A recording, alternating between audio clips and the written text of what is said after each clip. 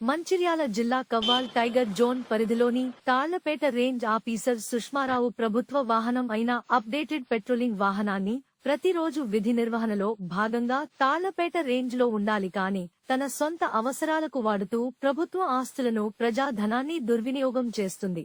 ఆవిడ ఓ forest range అధికారి కాని ఆమె చేష్టలు మామూలు వ్యక్తులలా ఉంటాయి. అవసరం ఉండి ప్రజలే కాదు, ఏ ప్రజాప్రతినిధి, ఏ కింది స్థాయి సిబ్బంది ఫోన్ చేసినా అసలు ఫోన్ కు సమాధానం ఇవ్వదనే ఆరోపణలు ఉన్నాయి. ఫోన్ కు సమాధానం ఇచ్చినా కూడా తాను ఏది చెబితే అది వినాలి, వినకుండా ప్రశ్నిస్తే ప్రశ్నించిన వారి ఫోన్ బ్లాక్ చేస్తుంది. ఆఫీస్కు వెళితే ఆఫీసులో ఉండదు. అసలు విధులలో ఉండకుండా పర్యవేక్షణ చేయకపోవడం మూలంగా ఇటీవల తన రేంజ్ పరిధిలో ఓ చిరుత హంటింగ్ చేయబడి అవయవాలు స్మగ్లింగ్ చేసే స్థాయికి వెళ్లింది. ఎన్ని ఆరోపణలు వచ్చినా ఉన్నత స్థాయి అధికారులు ఎందుకు చర్యలు తీసుకుంటలేరో అని చర్చోపచర్చలు జరుగుతున్నాయి.